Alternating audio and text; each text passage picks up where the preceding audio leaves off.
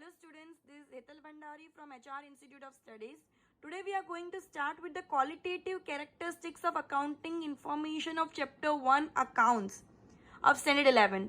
Okay, now what are the qualitative characteristics of the accounting information? We know what do you mean by quantity, but what do you mean by quality? Quality means कि वो चीज़ appropriate है या नहीं है. Quality check करना, quantity major करना नहीं.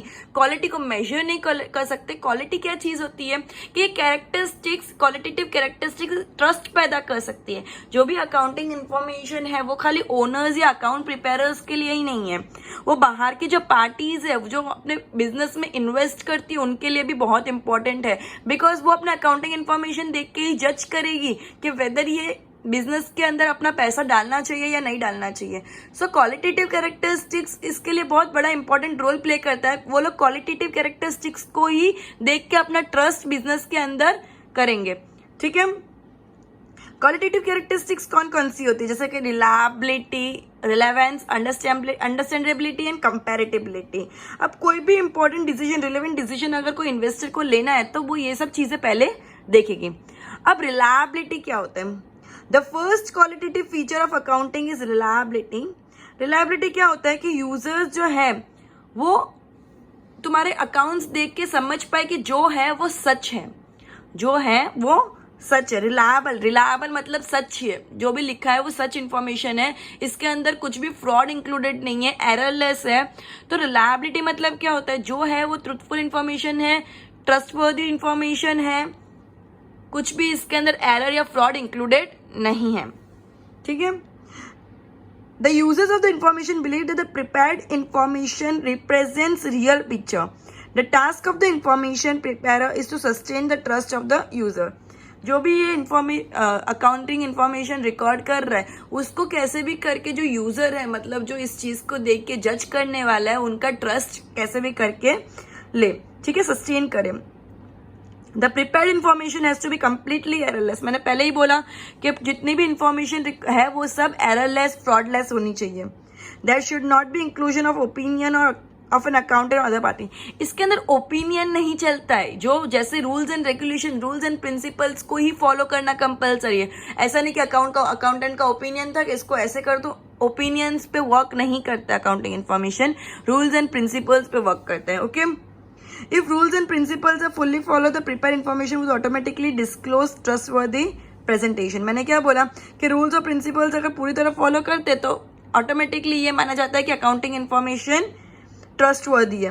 Under the head of reliability, trustworthy presentation, neutrality. Neutrality मतलब क्या होता है कि एक चीज को ध्यान देना, दोगलापन नहीं करना. न्यूट्रलिटी मतलब क्या होता है? न्यूट्रल लेना. मैं ना इस चीज को सपोर्ट कर रही हूँ ना इस चीज को सपोर्ट कर रही हूँ, मैं न्यूट्रल रह रही हूँ. जो है मैं वैसा ही कर रही हूँ, मैं अननेसेसरी चीजों को कंसिडर नहीं कर रही हूँ.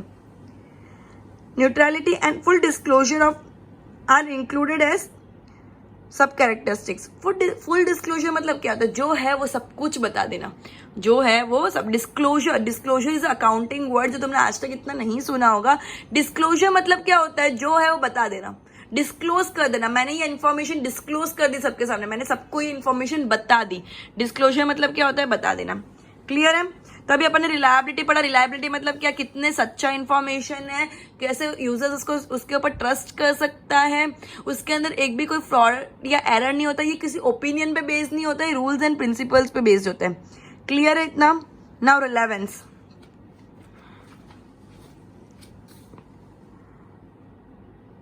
Relevant information is that information which needs the use of the needs of the users and is competent enough to meet the needs of the users of information. अब है ना, इन सिंपल लैंग्वेज रिलेवेंस मतलब क्या होता है?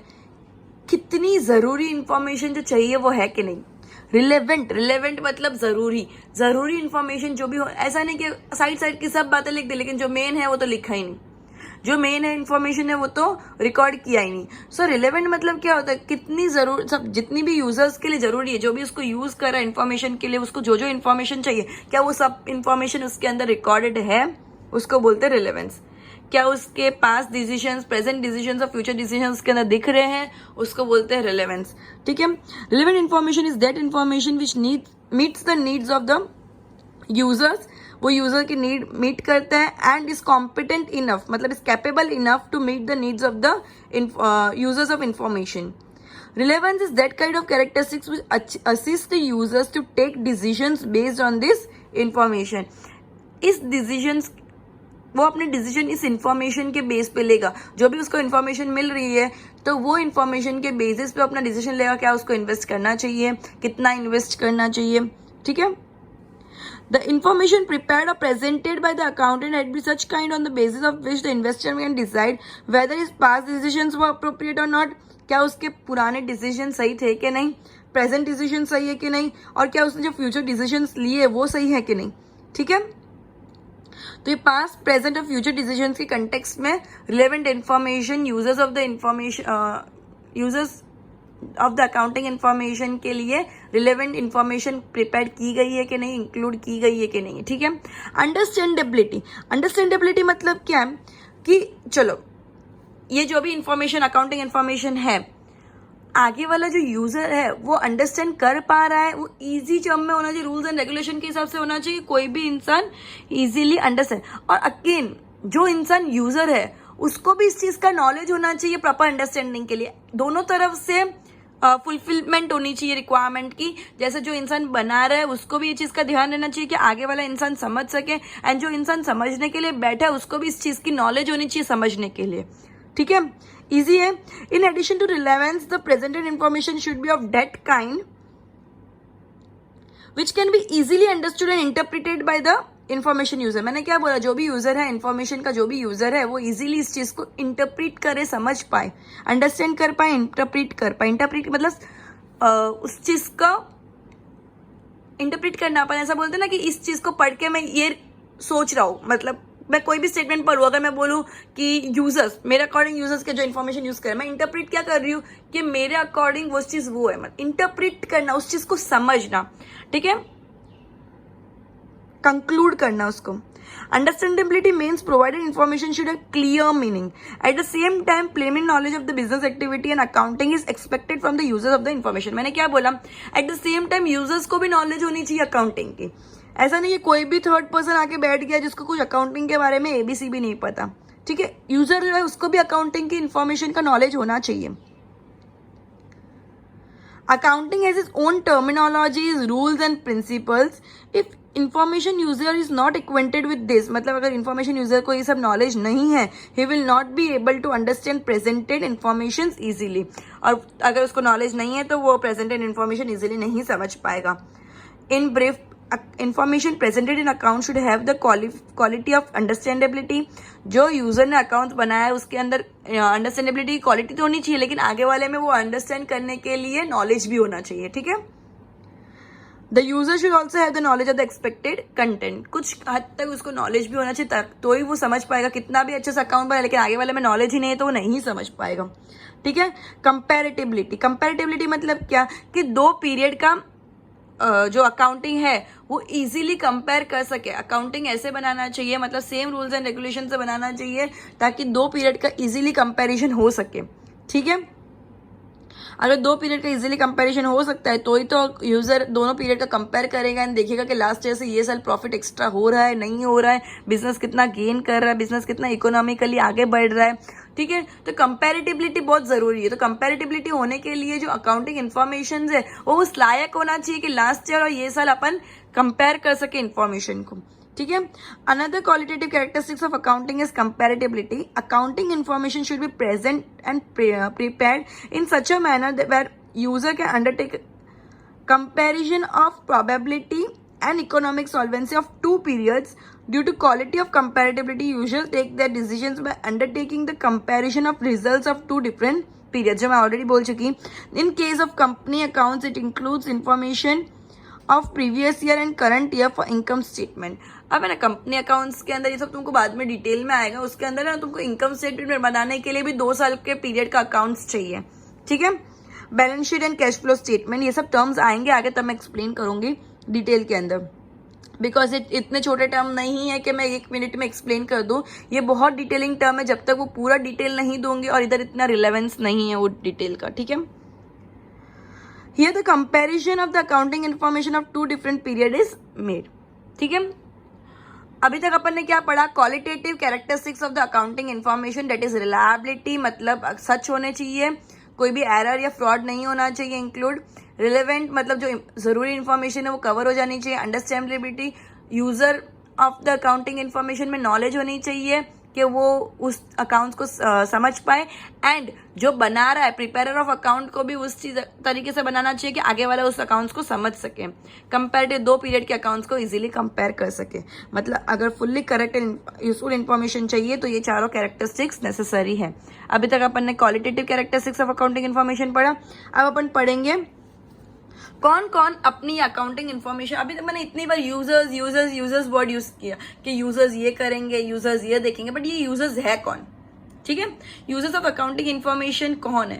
तो users of accounting information, उनको क्या नीड पड़ती है इसकी, ठीक है। किस टाइप के बिजनेसेस होते हैं, जैसे कि अगर मैं बोलूं सोल प्रोप्राइटरशिप, तो सोल प्रोप्राइटरशिप मतलब क्या होता है, एक अकेला इंसान पूरा बिजनेस हैंडल कर रहा है। सोल प्रोप्राइटरशिप मतलब क्या होता है, एक ही इंसान पूरा बिजनेस हैंडल कर रहा है, नॉट उसके अंदर लेबर हो सकते हैं लेकिन ओनर वो एक ही है, ओनर और मैनेजमेंट एक ही इंसान के हाथ में, उसको बोलते हैं सोल प्रोप्राइटरशिप।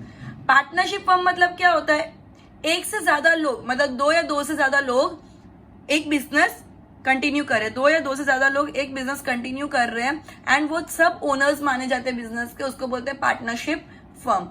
अब इन दोनों के सिवाय एक और चीज है, जैसे कंपनी। कंपनी मतलब क्या होता है, मैंने पहले भी समझाया था, कंपनी में shareholders are considered to be the owners.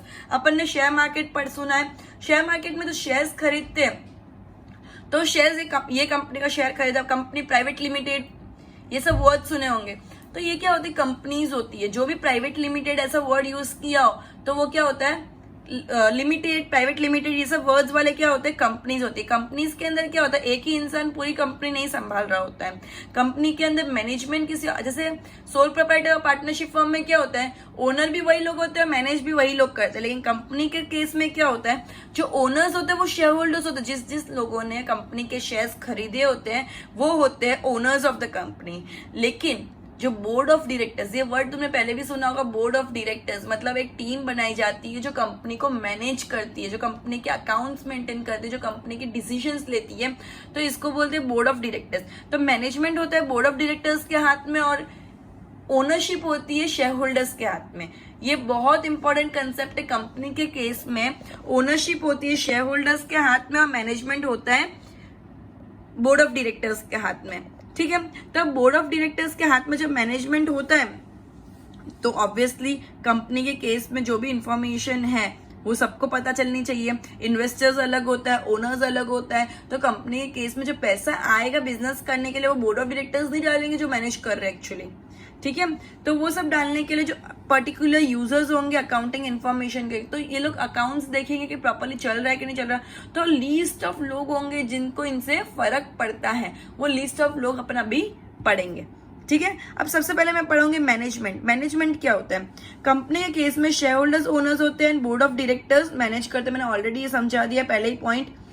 तो इसके अंदर क्या होता है, जो भी डिसीजन ले रहे, जो भी मैनेजमेंट डिसीजन ले रहे वो अकाउंट के अंदर क्लियरली दिखता है कि ये डिसीजन की वजह से ये इफेक्ट आया, ठीक है। जो भी प्लानिंग की और जो भी एक्चुअल रिजल्ट आया तो उन दोनों को कंपेयर कर सकते हैं। एंड जो भी वेरायंस आया, वेरायंस मतलब क्या होता है, जो भी डिफरेंस आया, जो मैंने प्लान किया, समझो मैंने प्लान किया कि ये बार तो 10 लाख का माल बेच ही दूंगी, लेकिन मैंने एक्चुअली बेचा, मेरा अकाउंट दिखा रहा है कि मैंने 8 ही लाख का माल बेचा है। तो जो 2 लाख का माल नहीं बेचा तो वो प्लानिंग और अकाउंटिंग के अंदर डिफरेंसेस आया, प्लानिंग और एक्चुअलिटी में डिफरेंस आया, तो उस चीज को कैसे भी करके कुछ प्लान करेंगे और कि वो चीज का डिफरेंस निकल सके, करेक्टिव मेजर्स कर सके ताकि ये टाइप के वेरायंसेस रिपीट ना हो, ये टाइप के डिफरेंसेस रिपीट ना हो। अकाउंटिंग ऐसा टूल है जो मैनेजमेंट का एफिशिएंसी देखता है कि मैनेजमेंट जो बोलता है वो एक्चुअली कर रहा है और कितने हद तक कर पा रहा है, कितने अच्छे से कर पा रहा है, ठीक है। अब मैं एक बार रीड कर लेती हूँ।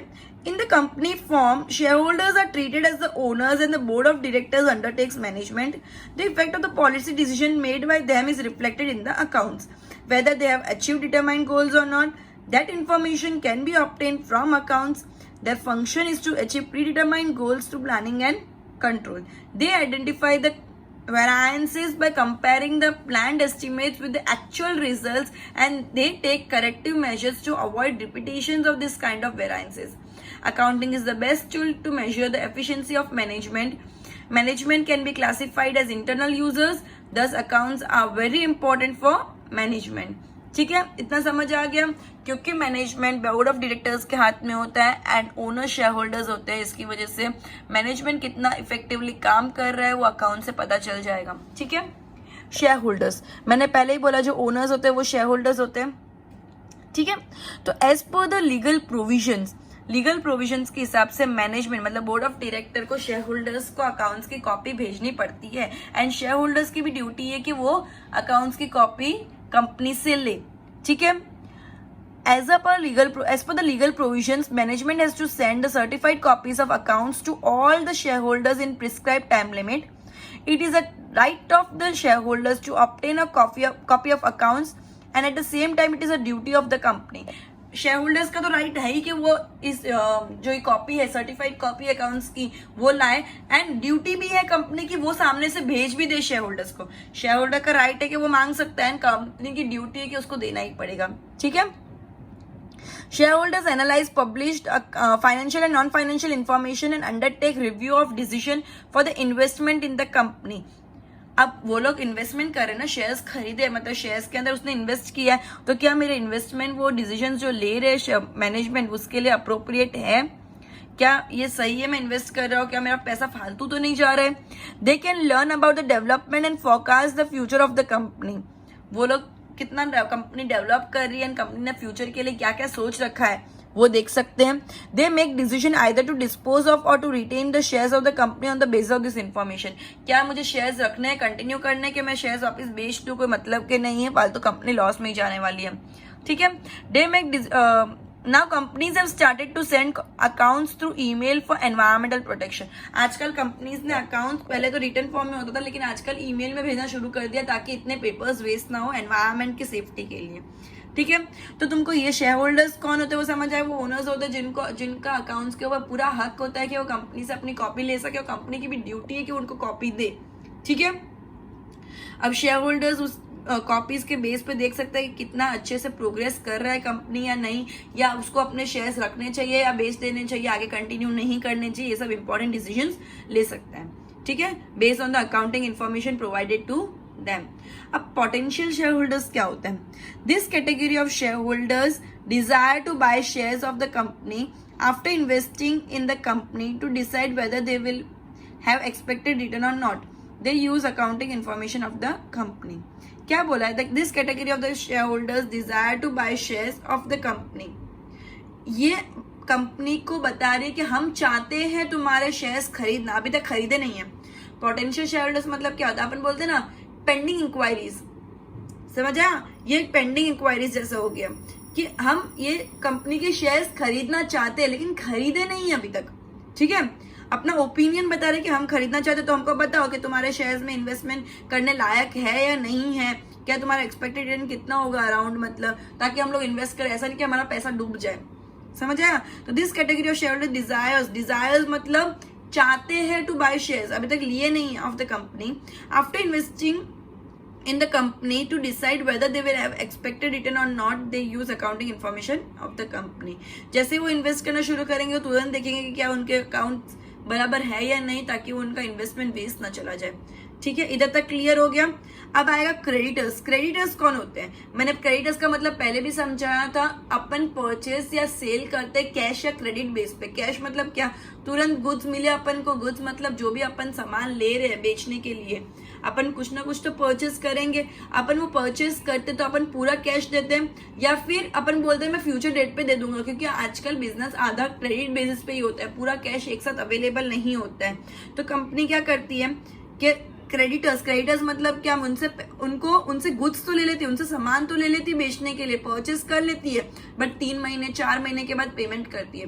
तो किस बेसिस पे वो 3-4 महीने अलाउ करेगा, उसको एक अकाउंटिंग इन्फॉर्मेशन होगी कि हाँ इसका बिजनेस अच्छा चल रहा है. अब धीरूभाई अनिल अंबानी और ये लोग आके बोलेंगे, अंबानीज बोलेंगे क्या मुझे ना उधार पे माल दो, तो ऑब्वियसली कोई भी इंसान देगा, बिकॉज उनकी रेपुटेशन इतनी अच्छी, उनका अकाउंटिंग इन्फॉर्मेशन इतना अच्छा, वो इतना सक्सेसफुल है, तो कोई भी इंसान उनको माल इजीली दे देगा। तो समझ आया? तो ये उनके अकाउंट्स, उनके प्रॉफिट, उनका पैसा बता रहा है कि वो तुमको पैसा देने ही वाला है, उसमें कोई भी रिस्क नहीं है। तो क्रेडिटर्स भी तुम्हारी अकाउंटिंग इन्फॉर्मेशन देख के देखेगा कि तुम लोग लास्ट कितना प्रोग्रेसिव हो, तुम लोग क्या उनके पैसे खा के तो नहीं बैठ जाओगे, तो तुमको उधार पे भी माल दे देगा। उधार पे माल दे देना को क्या बोलते हैं? जो इंसान उधार पे तुमको माल देता है उसको बोलते हैं क्रेडिटर्स। ठीक है? तो इन creditors, short-term creditors are those who provide facility of goods on credit to the business enterprise. Besides, in long-term creditors, financial institutions and debenture holders are included. अभी मैंने जो बताया वो short-term creditor। अब long-term creditor क्या होता है? debenture holders, financial institution, मतलब बैंक जो बड़े टाइम के लिए लोन देते हैं, 5 साल 10 साल के लिए जो लोन दिया है, जो भी फाइनेंशियल इंस्टीट्यूशन है, मतलब बैंक या कोई भी, या डिबेंचर होल्डर्स, कंपनी के अंदर जैसे शेयर्स इशू करते हैं वैसे डिबेंचर्स भी इशू करते हैं। शेयर्स तो ओनर्स के लिए होता है, लेकिन डिबेंचर्स मतलब क्रेडिटर्स, मतलब कि अगर कंपनी बंद भी हो रही है तो उनको पेमेंट पहले दिया जाता है ओनर्स से, शेयर होल्डर्स से। ठीक है? तो उसको बोलते हैं डिबेंचर्स। डिबेंचर्स मतलब तुम कंपनी के डिबेंचर्स खरीद रहे हो तो तुमको कुछ पैसा देना पड़ेगा कंपनी को, एंड डिबेंचर्स तुम्हारे पास होगा जो तुम कभी भी रिडीम कर सकते हो, कभी भी बेच के पैसा वापस ले सकते हो कंपनी से। ठीक है? तो उसको बोलते हैं long term creditors. This parties use publish accounts to know the present and the future earning capacity and the economic conditions of the company. और ये पार्टी इकोनॉमिक कंडीशंस और फ्यूचर कैपेसिटी को नोट करती है अकाउंटिंग इंफॉर्मेशन यूज करके, and then उनको उधार पे माल देती है। ठीक है? अभी आज अपन ने 4 पढ़े, नेक्स्ट टाइम अपन आगे 5th एम्प्लॉय से कंटिन्यू करेंगे। ठीक है?